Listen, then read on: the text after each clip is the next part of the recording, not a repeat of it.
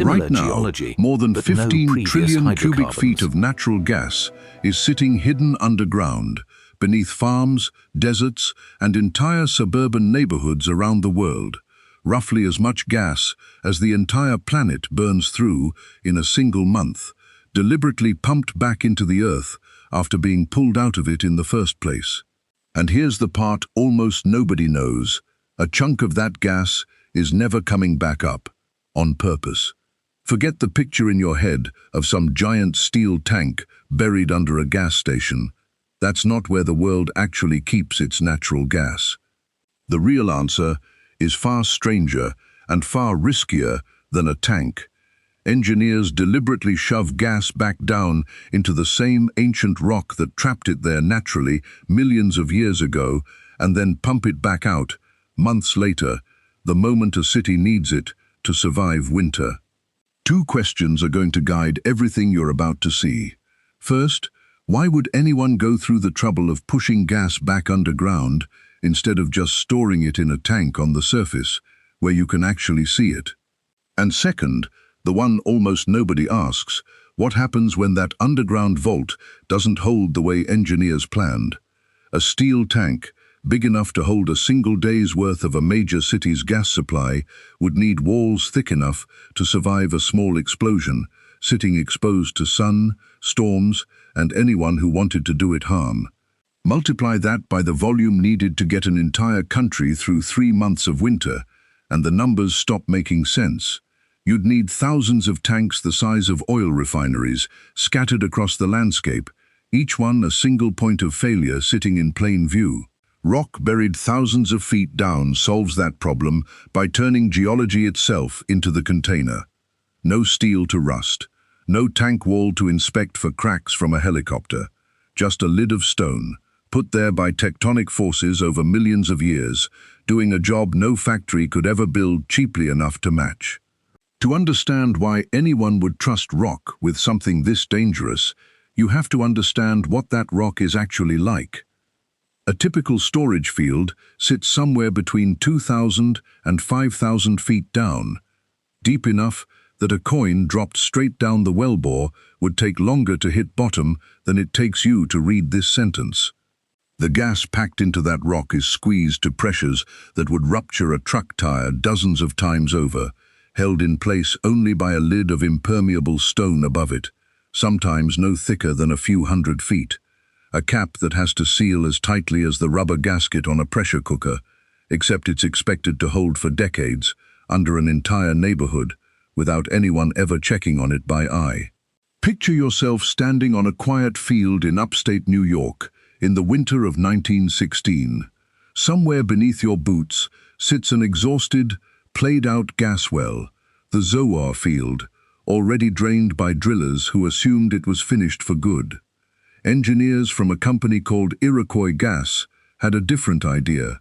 Instead of walking away, they pumped leftover gas back down into that same emptied rock during the warm months, sealed it in, and reopened the valve that winter when the city of Buffalo needed heat. It worked. Gas that had supposedly run dry came roaring back to the surface on command. It was the first time in history anyone had proven that solid rock, thousands of feet underground, could function as a container you could fill and empty like a tank, except this tank was free, already built by nature, and big enough to hold an entire city's winter fuel supply. Here's the part that doesn't add up. Storing gas underground is supposed to be the safer option, safer than a pressurized tank sitting out in the open, safer than shipping fuel across an ocean in a tanker built to survive rough seas. And on paper, it is. So how does gas, sealed inside solid rock, buried under a mountain of stone, end up traveling for miles, completely undetected and igniting buildings nowhere near the storage site itself? The answer isn't a flaw in the idea. It's something the industry only discovered by watching it go wrong. Storing gas underground isn't one method, it's 3, and each one is a bigger engineering bet than the last. The cheapest, most common option used at close to 8 out of every 10 storage sites in the United States, is a depleted oil or gas field. This rock already proved it could hold hydrocarbons for millions of years without a single leak, so engineers simply refill the same natural trap using wells that are often already drilled into it. But there's a catch. Roughly half of everything pumped in has to stay down there permanently, just to keep enough underground pressure to push the rest back out later. That permanent, non-recoverable portion is called cushion gas, and once it's injected, it essentially never returns to the surface. At today's prices, the cushion gas locked inside a single mid-sized storage field can be worth well over $100 million, an entire fortune, bought once, buried on purpose, and never spent. When there's no depleted field nearby, engineers escalate to an aquifer, a layer of water-soaked rock capped by a sealed roof of stone, geologically similar to an oil field, except it never held a drop of hydrocarbon before. Building one from nothing means drilling every well from scratch and trusting a trap whose exact shape has never been fully confirmed. It's expensive. It demands even more cushion gas, sometimes up to 80% of total capacity, just sitting there as permanent ballast, and engineers won't know for certain the trap actually holds until they've already filled it and bet a season's fuel supply on the result. This is the method utilities across the American Midwest, from Illinois to Michigan, leaned on decades ago, in regions where no depleted field happened to sit close enough to the pipeline network to do the job. The most aggressive method skips porous rock completely.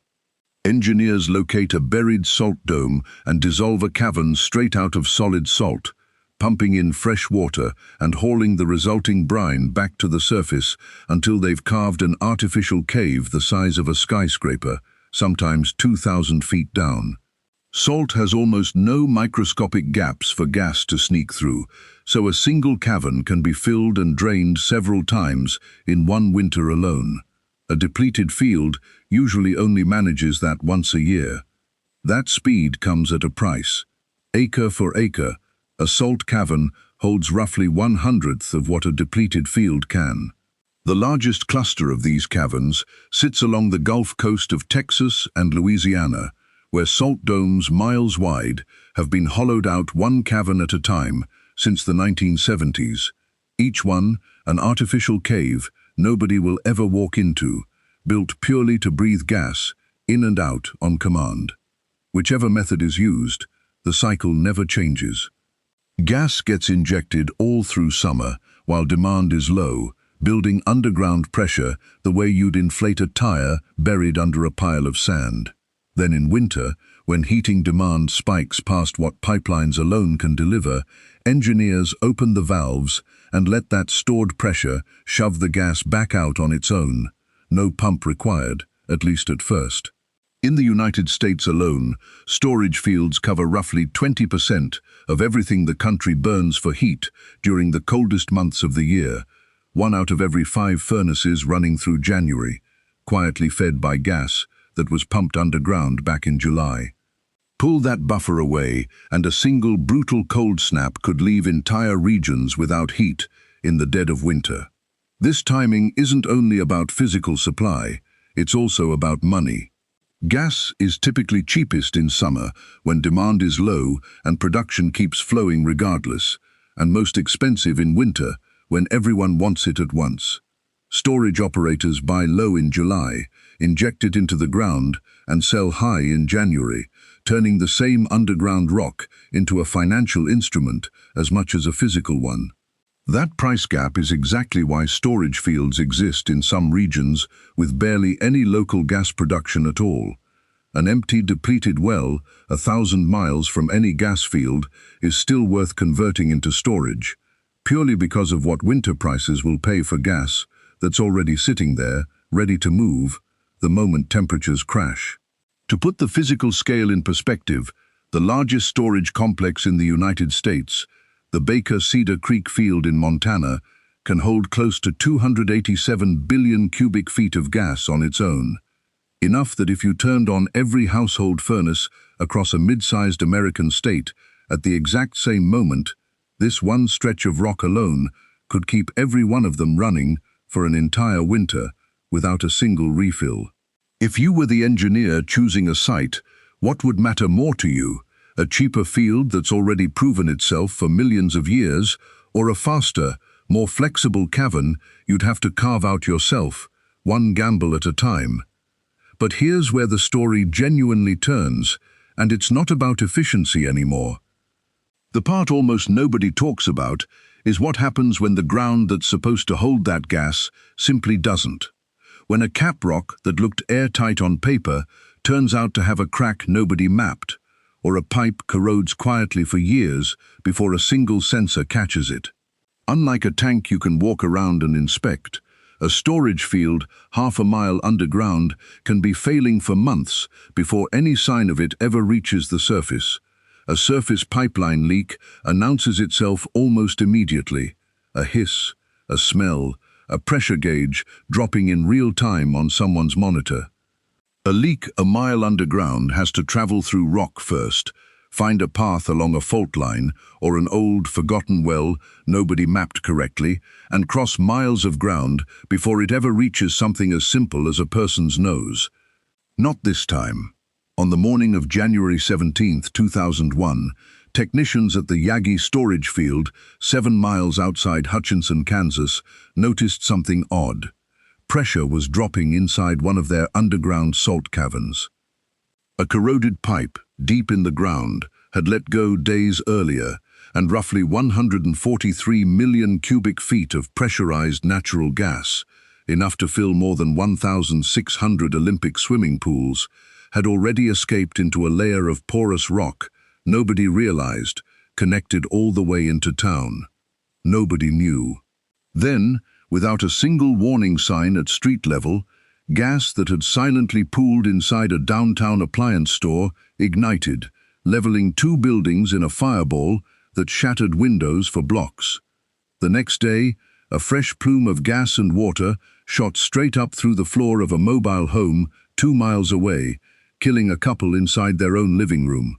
Geysers of mud and gas kept erupting out of the earth for days afterward, in spots nobody had ever drilled a single well.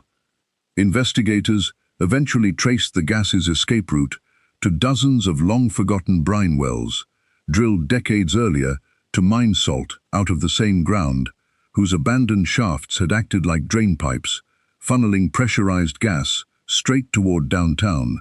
The town's oldest industry had unknowingly dug the exact tunnel its newest industry needed to nearly burn the place down, decades before anyone connected the two. 14 years later, and 1,500 miles away, a failure at the Aliso Canyon storage facility showed what happens when that same kind of breach hits a major city instead of a small town. On October 23, 2015, workers for Southern California Gas discovered that well SS-25, drilled deep into a depleted field in the hills above the Porter Ranch neighborhood of Los Angeles, had ruptured underground. Gas didn't just leak, it poured, uncontrolled, for 118 straight days. Here's the twist.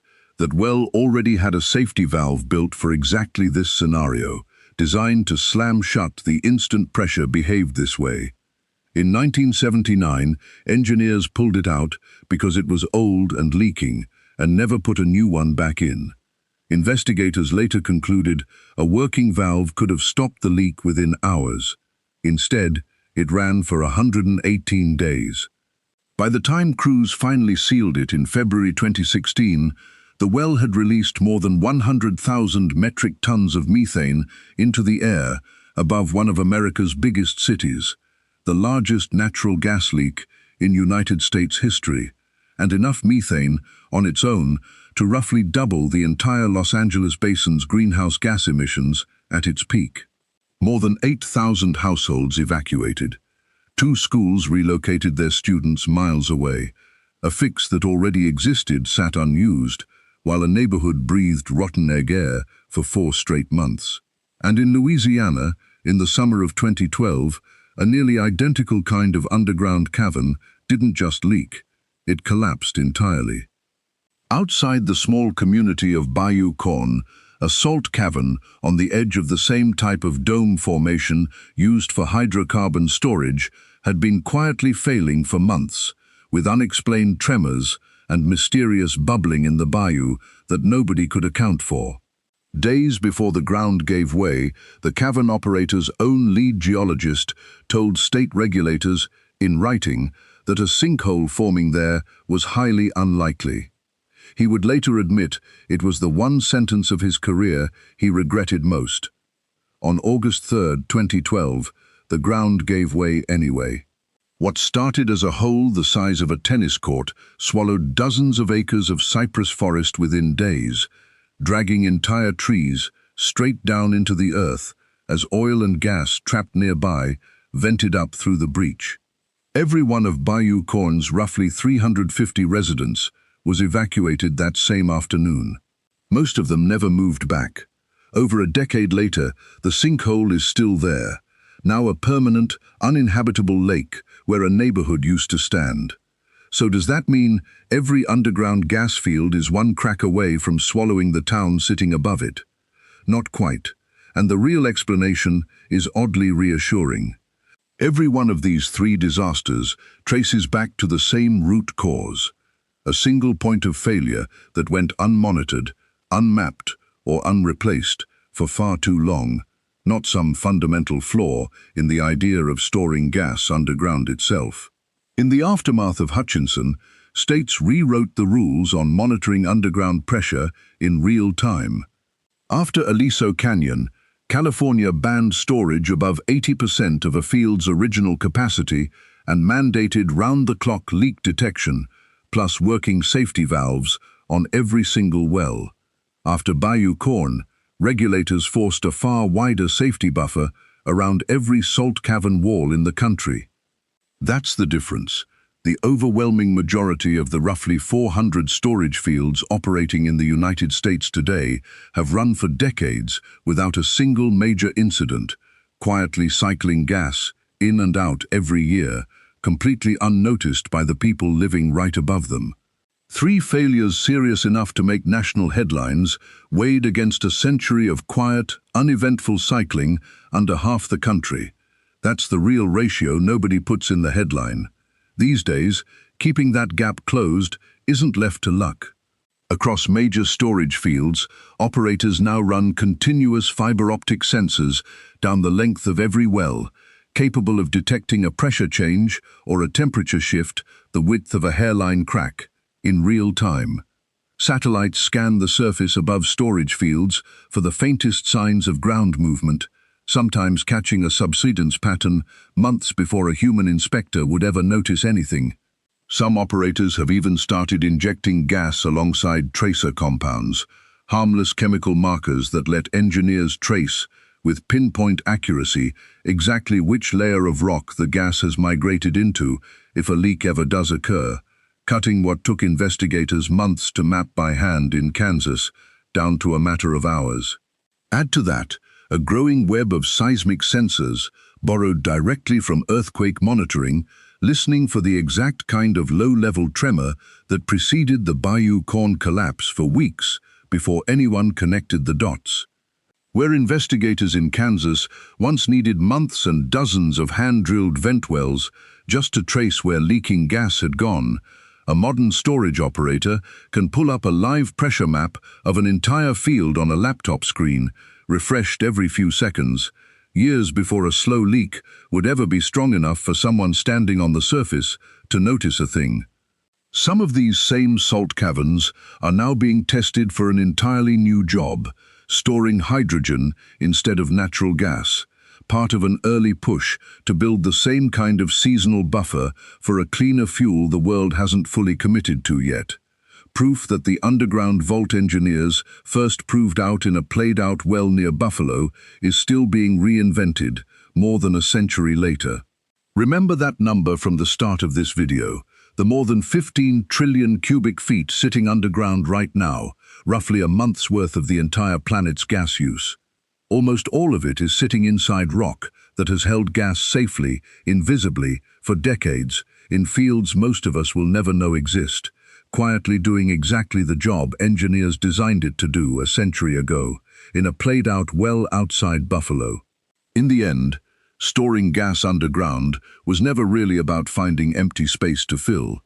It's a century-long bet that solid rock, buried under everything we've ever built on top of it, can be trusted to hold on to something invisible and explosive until the exact moment we need it back.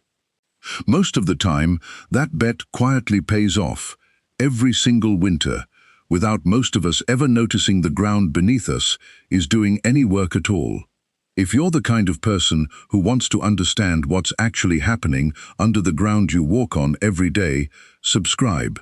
We're going deeper, layer by layer, every week. And if you still think gas prices spike in winter because the world is quietly running low on it somewhere underground, the next video is going to show you that's almost never actually the reason at all.